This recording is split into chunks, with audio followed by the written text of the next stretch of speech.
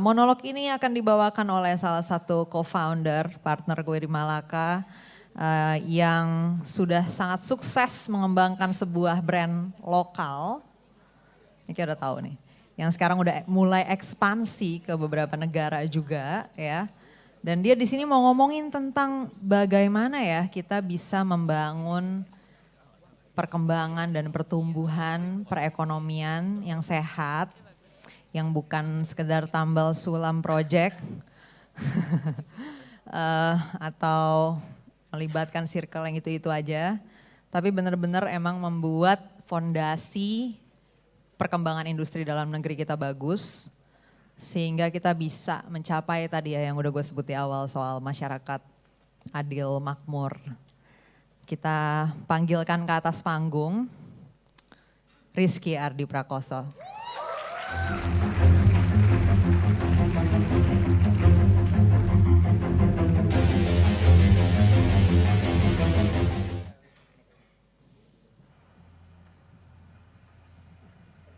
Tes. Udah kayak judul skripsi S3 belum? Judul ini gue apa? The Key Growth Factor. R-nya mana nih? Aduh, R. Of Indonesia Economy. R-nya Rizky ya. Jadi ya. The real struggle of SME gitu. Jadi gue bikin ini tadi pagi di ChatGPT. Ya. Salam kenal guys. Mungkin gue jarang muncul di Malaka. Karena gue actually doing business ya, gue banyak kerjaan. Jadi gak sering muncul di YouTube. Ketawanya kenceng banget loh. Ferry juga kerja, cuma beda aja jenis kerjaannya. Siapa itu? Siapa sih? Oh Coki anjir. Iya, jadi gue sebenarnya gak terlalu banyak prepare, gue cuma bikin 3 slides. Karena balik lagi ini panggilan negara, gue masih ada urusan, tadi gue dari Shanghai terus ke Bali. Ngapain sih biasa aja anjir. Terus gue masih ada urusan di Bali, harusnya gue masih opening toko kita di Bali. Cuman karena bos besar manggil, jadi gue kesini, besok pagi gue ke Bali lagi. Ada yang belum pernah ke Bali, yang WW itu pasti belum pernah ke Bali itu. Kesian banget. Kaya makanya.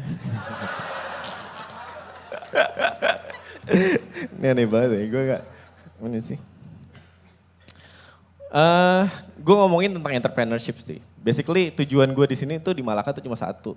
Gue bilang ke Ferry, ya bukan gue bilang ke Ferry sih. Ferry nelpon gue jam 1 pagi, Ki, gue ada sesuatu yang lu harus ikutan.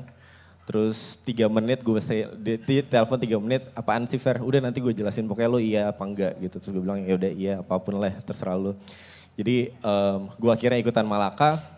Dan setelah dari Malaka tuh gue baru nemu apa yang gue pengen perjuangkan di Malaka gitu. Basically gue punya satu tujuan gue adalah gue pengen ngelahirin pebisnis keren di Indonesia yang bisa kebantu karena adanya Malaka Project gitu. Malaka ya sekarang gak Malaka Project gitu.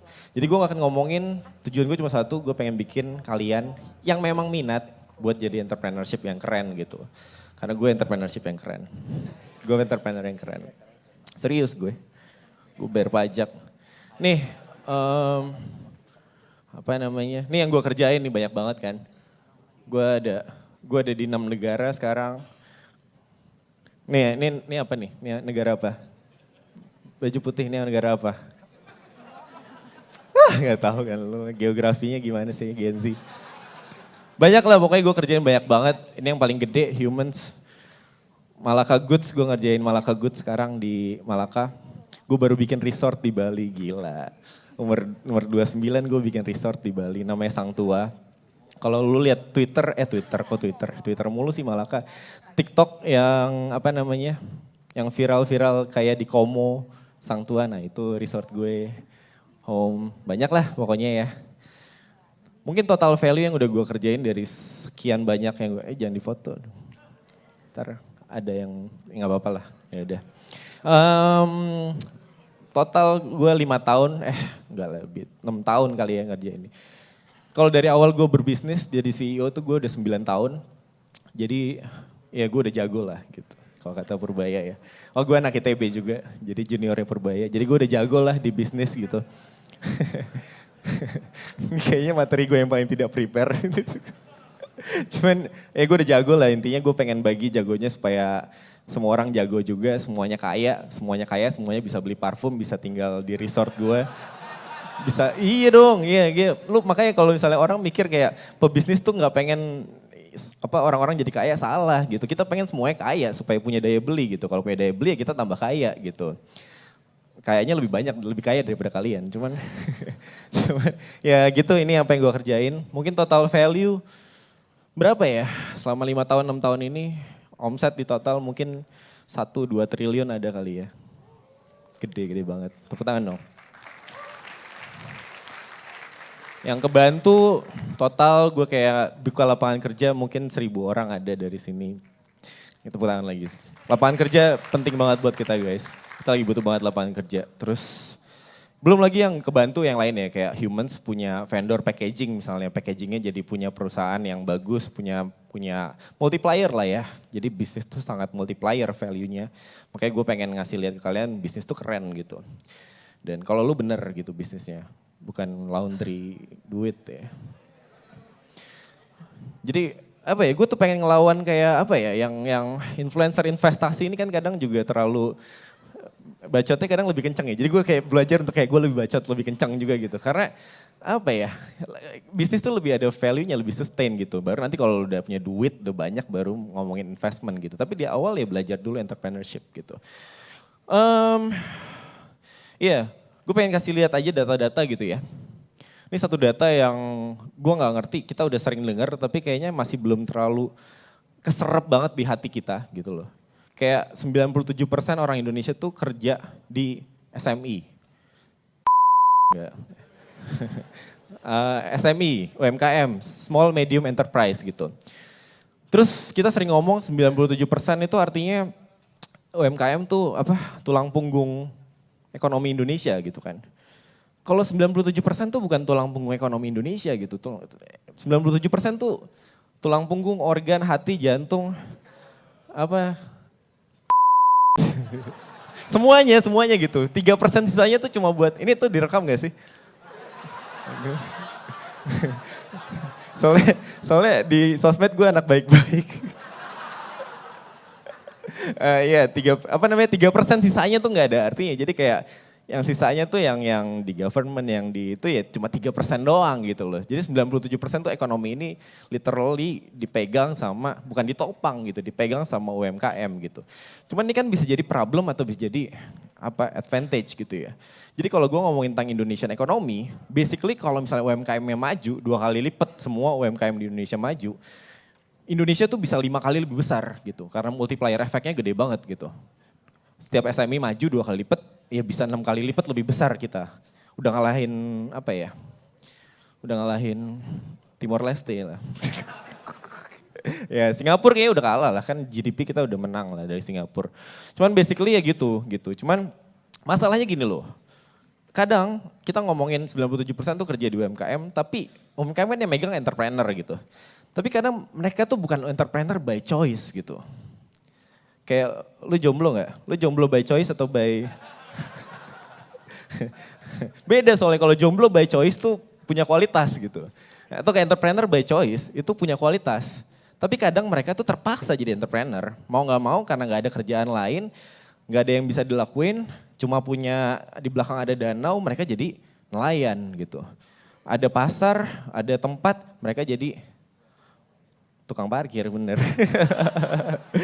Ya gitu. Jadi kayak kadang 97% Indonesian worker itu kerja di UMKM yang mungkin gue gak tahu datanya berapa ya, tapi mungkin 80% tuh bukan by choice gitu. 80% tuh bukan dipegang sama entrepreneur yang punya kualitas gitu. Yang gak kayak gue gitu. Lo masih meragukan, gue udah kasih di slide 2 itu buat kredibilitas gue, jadi jangan di ini lagi. Maksudnya iya gitu, jadi cuma paling berapa persen doang, 17% berarti sisanya. Berapa ya? Iya, cuma 17% yang memang punya kapasitas buat jadi entrepreneur. Sementara yang kayak gue bilang tadi, kalau misalkan UMKM ini gak maju dan gitu-gitu aja ya ekonominya akan gitu-gitu aja. Sisa waktu 2 menit anjir. Nah gue kasih ini, another data gitu. 2025 itu Worst acceptance of fresh graduate into industry in decades. Gue gak tahu berapa lama karena gak dibuka datanya. Acceptance rate-nya cuma 1/5, 20% gitu. Ya, kenapa gue bawa data ini ntar gue jelasin dikit. Jadi lo yang fresh graduate mana? Nah nganggur-nganggur kan? Nganggur kan? Iya emang karena emang ini cuma 1/5 yang keterima. Yang langsung direct ya, direct keterima di industri itu cuma 1/5 gitu. Mungkin 4/5-nya ada yang keterima bulan depan, 2 bulan lagi segala macam. Tapi intinya pada saat itu paling jelek lah gitu. Terus apa quick fix-nya yang dilakuin? Apa 500.000 program magang, iya kan? 300.000 program magang 6 bulan dibayarin, anggarannya dipakai. Terus akhirnya ternyata pabrik-pabrik mecatin karyawannya, ganti anak magang dibayarin sama pemerintah. Terus habisnya makin kacau gitu. Juga kayak aduh aneh banget gitu. Iya jadi gitu kali ya. Mungkin gue gak bisa ngomong banyak cuman ini proposal gue ke Ferry, kenapa gue ada di sini. Harapan gue ya gue pengen lah di Malaka kan mau bikin kampus kan. Harapan gue boleh lah gue megang bisnis schoolnya gitu. Gue gak butuh duitnya kok, gue butuh tadi ya. Gue butuh lahiran entrepreneur yang jago, rasional, bisa keren, bisa berdampak buat negeri ini. Gue pengen bilang satu hal di akhir, kalau lu pengen berdampak buat negeri ini dan lu punya kapasitasnya, lu jadi entrepreneur, lu jadi pengusaha, lu jadi pebisnis. 8 juta orang kita gak bisa kerja gitu hari ini. Gak tahu mau makan apa, akhirnya mereka jadi gak tahu mau ngapain gitu. Karena mereka clueless juga gitu, mereka gak punya lapangan kerja 8 juta. Dan mungkin 1 juta setiap tahun dari sarjana gitu. Gila sarjana gak bisa kerja tuh. Walaupun sarjana sastra. Nggak itu bagus lah, oke lah. Cuman iya maksud gue kayak gitu. Jadi di akhir kata gue pengen bilang ya kalau lu punya privilege enough. Atau lu masih ada waktu. Atau lu tertarik untuk belajar. Bisnis tuh jadi satu hal yang akan jadi dampaknya gede banget. Oh, yoi. Kenapa yoi? sorry. Langsung mau daftar Malaka Business School kayaknya. Ya, jadi intinya kalau misalnya gue bikin Malaka Business School di sini siapa yang mau daftar deh angkat tangan. Tuh Fer, lu udah punya ya. Nih calon customer lu nih, gue jualan nih ya. Kalau jadi jangan sampai lu nggak bikin Malaka Business School. Sekian aja dari gue Rizky, thank you so much buat everyone.